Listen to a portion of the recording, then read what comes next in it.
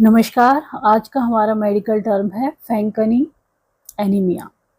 तो ये एक एनीमिया का टाइप है, इसके बारे में जानेंगे क्या होता है। तो फैंकनी एनीमिया या एफए भी बोलते हैं इसको, ये रेयर डिजीज है, मतलब कि बहुत ही रेयर होती है। और किस तरह की डिजीज है ये? ऑटोसोमल रेसेसिव डिजीज है, जेनेटिक डिजीज है, जो कि फैमिली में पेरेंट्स से बच्चों को और इस तरह से फैमिली में रन करती है। Resulting in impaired response to DNA damage.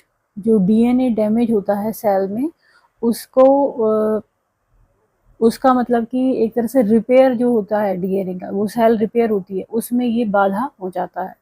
इसकी वजह से, किसकी वजह से? फैंकनी एनीमिया की वजह से। Resulting in impaired response to DNA damage in, कहाँ पर होता है ये प्रॉब्लम? एफए और बरका पाथवे जो होता है। एफए मतलब कि फैंकनी एनीमिया से संबंधित, और बरका तो जो जीन्स होते हैं ये, इस पाथवे में प्रॉब्लम आती है। इसकी वजह से डीएनए डैमेज जो होता है वो उसका पूरी तरह से रिपेयर नहीं हो पाता है, और फिर क्या हो जाता है? फैंकनी एनीमिया। इसको हम इस तरह से भी कह सकते हैं कि Fanconi anaemia is a rare disease pass down through families. Families में पास डाउन होती है, मतलब कि बुजुर्गों से बच्चों की पीढ़ी में ही जाती है। इनहेरिटेड का मतलब यही होता है that mainly affect the bone marrow. अब इसमें सबसे ज़्यादा प्रभावित क्या चीज़ होती है? Bone marrow.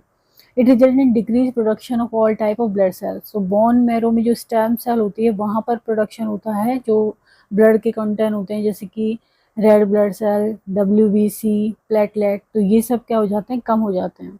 तो ये सब कम होते हैं तो क्या होता है? एनीमिया।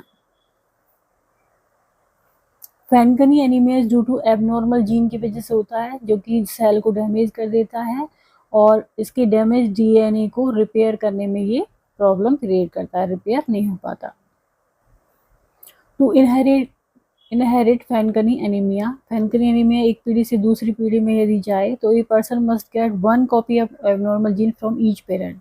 मतलब कि वो उसको मदर से भी एबनॉर्मल जीन मिल रहा है, फादर से भी, तो उसको फैंकनी एनीमिया होगा। People with Fanconi anemia have lower than normal number of white blood cell, red blood cell and platelet। तो इनमें जो WBC होनी चाहिए, RBC होनी चाहिए, ये प्लेटलेट होनी चाहिए, वो जो नॉर्मल काउंट होती है उससे कम होती है इन पर्सन में या बच्चों में। This is the most common inherited form of aplastic anaemia. Aplastic anaemia का एक फॉर्म है ये, क्या? फैंकनी एनीमिया। और कौन सा फॉर्म है? इनहेरिटेड फॉर्म, जो कि फैमिली में रन करता है। This condition is most often diagnosed in children between 3 and 14 year old। 3 से 14 साल के जो बच्चे हैं उनमें ये मेनली डायग्नोस होती है ये प्रॉब्लम।